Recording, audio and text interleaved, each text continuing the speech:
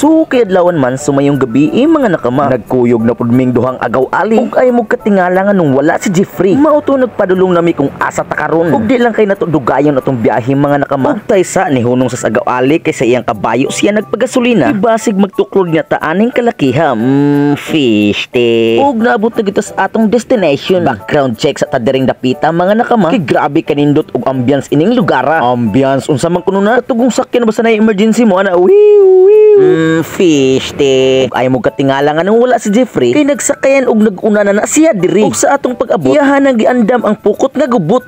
Fish te. Maong tinabangan din na siya ni agaw-ali kay para moguna sila sa fish te. Kaya kay nasulbad naman ang pukot nga gubot maong nilahos na sila diretso. Kaya kay nabilin ra man ta diri kay di man ta maigos sa kayan. Aw relax lingkod-lingkod barog-barog lang ta diring dapita. Kay ang ilang first nga kuha mao amo ang isugba. Maong nipatong ko ining pagatpat nga gitawag og mangrove. Ug diring dapita nagtagak na sila sa pukot mga nakama. Nya kita diri paabot lang while waiting. Fish te. Aw og pila restorya mga nakama. Naa na sila first nga kuha. Mao na giingon di na masama. Automatic transition ang atong order na abot na og safety pagka-deliver.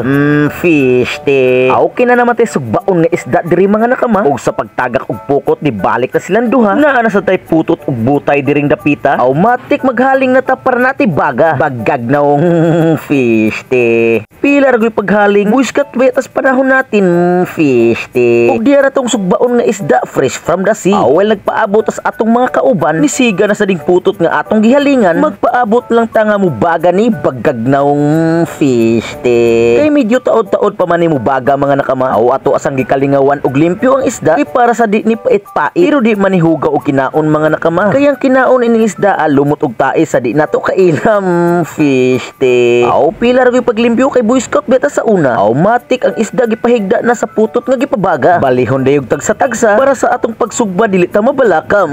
Fish te. Asa mo kita ana? Mao pagani pagbali luto diretso. Grabe dinig baga ni putot ug butay. Nya i-flex ko ning background nga perting pagka-bluha green na. Wow, awesome. Nya diri sa pika side nako makita ninyo ang views sa kadagatan ug sa atong kalangitan. Oh yeah, perfect. Ug di lang kana ang view diri mga nakama. Bisag di kayo pino ang balas pir puti. Mao ni ang lugar nga makawala sa stress. Kay ang imong stress mahimong for fish te. Sa uskapitik lang naabot na ang akong mga gwapong kauban, membro sa celebrity pero di artista. Ug ako na shock sa ilang pag-abot. Isda nga ang gidak-on sa sakayan mahuot. Fish te.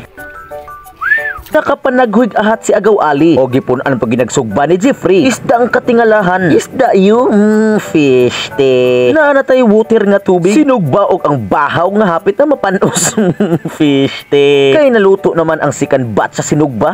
Mga una ta. Ug di mahimo nga di nato i-zoom ang mga dagway sa celebrity pero di artista. So let's go. Time loops.